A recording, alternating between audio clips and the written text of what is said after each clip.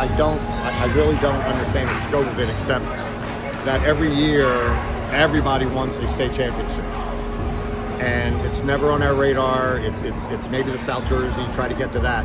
To understand the scope of this, and the best part is watching these guys now.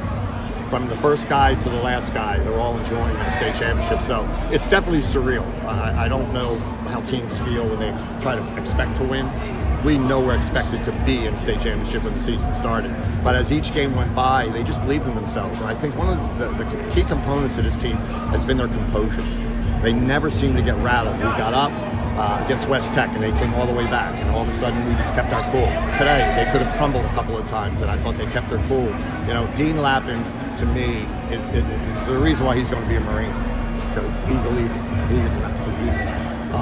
But Ty Olick, Josh Linko shooting the ball, but he also rebounded the ball in the second half. I thought we did a much better job of limiting their putbacks. In the first half, I thought they got too many easy putbacks, which we played good D, but we gave up the easy basket. I thought the second half, we did a much better job of that, and we didn't turn it over as much. John, 17 or 18 assists. What can you say about that?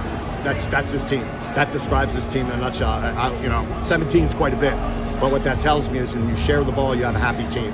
When you have a happy team, you have a team that might have a chance to win, and I think this team has done that all year long, and we stress it. It's always been something we hope teams realize, that it's about the team, not about you as an individual. It's about all of us, and everybody has their moment.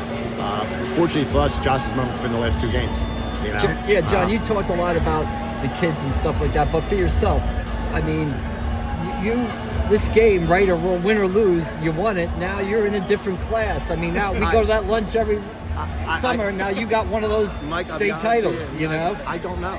I don't really think. I think this is one of those.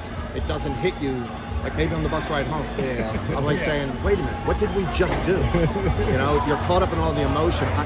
For me, though, I've done this for so long. I know it seems like it's important. But what it is, it's those kids over there and the fun that they had leading up to this. Some of our practices have been the most fun.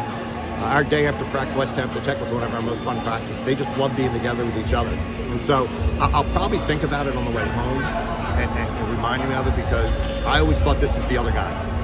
This is Haddonfield, this is Shawnee, you know, this is Atlantic City, this is the other guy, and I don't really know how you're supposed to feel.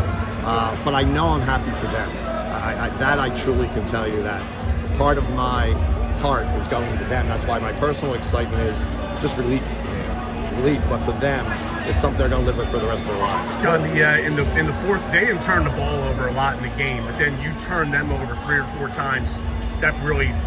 Well, I thought we did a real good job. The game plan was to take the ball out of 3 and 0's hands and make the other guys do stuff. The first half, we didn't really do it as much.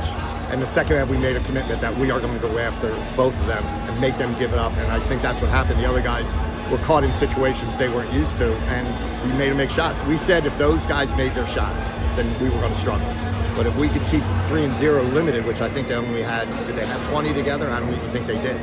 You know, that was our key. And I thought defensively, we got some key turnovers down the stretch when it was a 1 or 2 point game, where they could have come down and taken the lead, but we got a steal. And then once, I think we do a real good job of holding the ball.